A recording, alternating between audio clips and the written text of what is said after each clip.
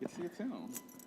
So I didn't come as prepared, but good thing I follow your music and I love you, and so we're just gonna chismear, which is gonna like kind of like gossip style.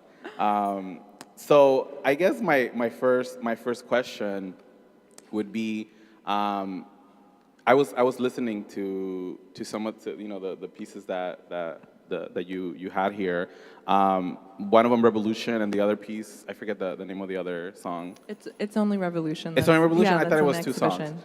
Um, and so when did you come to the terms of like, okay, I need to use my music to talk about some of the real shit that I'm going through in my community. Yeah, it's nothing I've ever really thought about. It's just something that has happened and is happening. I think being a woman of color, being queer, and facing so much oppression on a day-to-day, it just makes sense to use art and music to express these type of narratives, to make them visible. And but to go way back, I think what really prompted me to speak about love and hardship and struggle is my father. I grew up listening to him sing Afghan songs, and just to see the power that he had over an audience. He could bring people to tears, he could bring them to joy. So from a young age, I learned that music is a type of medicine, and so I think I just, it's happening in this type of way, and I feel really grateful and blessed that I can use music to speak the truth about community and myself. And you recently took a trip with your dad, right? Like last year, you went back to Afghanistan, and how long had your dad not been? Had he gone back a few times? Or? No, this was his first time back. It had been 42 years. Oh my God. Yeah, and it's terrible, the state of the land there now. And yeah, I feel really honored that I got to go with him and support him, because I've never been to visited a country that had just, the war is still happening there, but has just come out of a really dark time. And if you could visit places like this, you wouldn't ever wish war on any piece of land or people, because it's devastating. What was the feedback that you got from your dad? After so many years of, I haven't been able to go back to my country in like 20 years. Mm-hmm. Was that did you see that emotion? What did he tell you when he went back?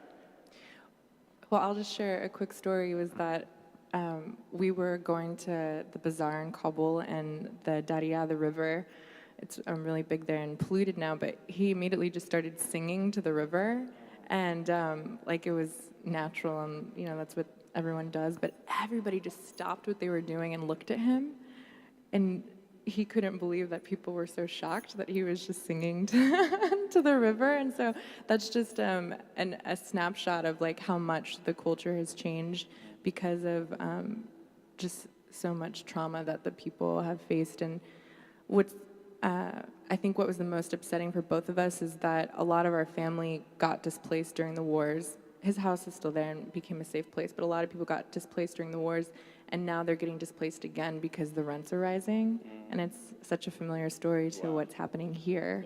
Yeah. So that was upsetting to know that, there isn't really a home in the homeland for the people. Yeah, that's my biggest fear, to like go back to like something that it's not where you left, it's not that anymore. And we have this idea of home, and then when you get there, it's like totally not. And especially when there's like all these other things that are, pushing it away from your idea of what home is. Now, you were born here in Oakland. I did some research. I wasn't that not prepared. You were born here in Oakland, and then you lived in Nebraska, and then you're back. Tell me about that shift. What took you over there, and what brought you here? Well, my dad got transferred with his job, so that's why we ended up in Nebraska. And then I came back and went to Mills College, but I always knew I was coming back. It's my song "Oak Tree" that I have is actually about the racism that exists in Omaha, Nebraska, that I faced, and yeah. it happens. Yeah. And racism is real. And how do you deal with it? Like, because I feel like when I do some of my art and I talk about racism, I'm like, too real sometimes. And like some people are like, "Oh, you hate white people." It's like, no, it's not. Okay, it's not about that. Have you had any like negative feedback on the way that you approach whether it's race or other things where people like don't really get it?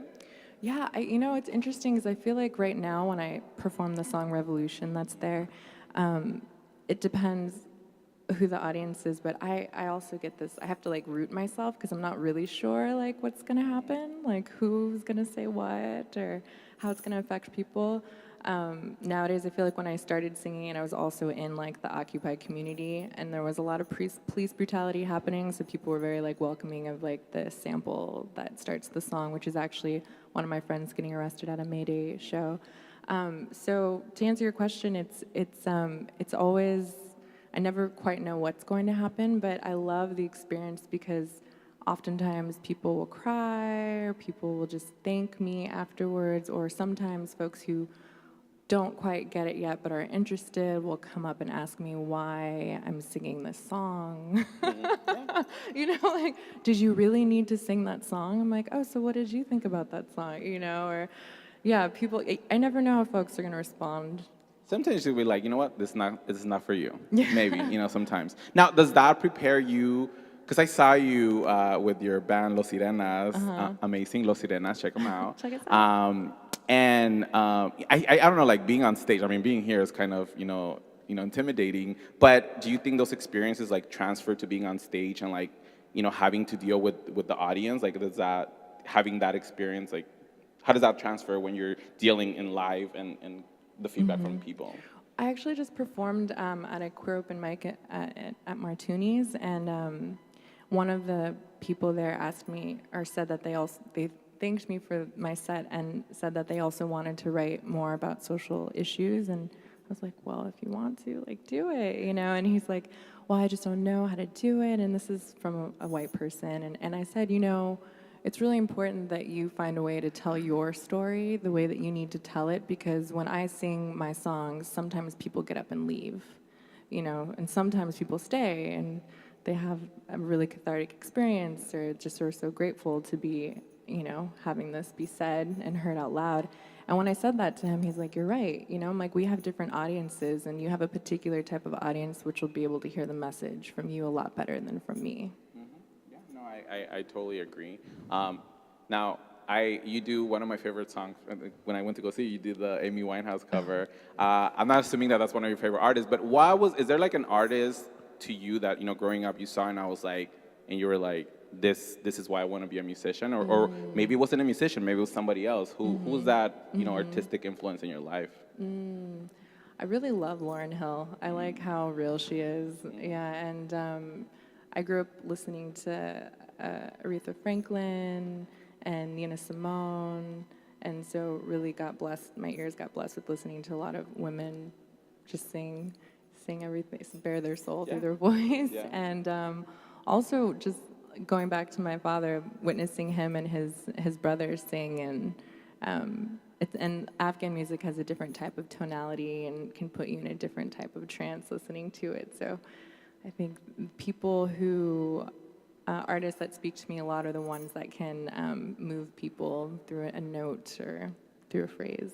No, yeah, yes, I agree on everything. And women singers, I Selena all the time. So what's next, and for your band and are you still continuing doing the Ruby Mountain project? Yes, I'm doing Ruby Mountain, and I'm looking to record soon and have an album, and Los Sirenas will be also continuing to play shows, places. But I just want to I'm going to share one simple little thing.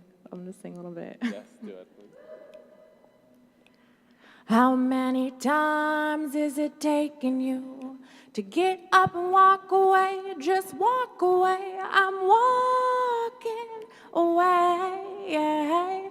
How many times has it grabbed you, convinced you to stay? Just walk away. Just walk away. Yeah. We don't have to follow today. The sun is gonna rise tomorrow. We can keep working towards seeing some better days. We don't have to follow today.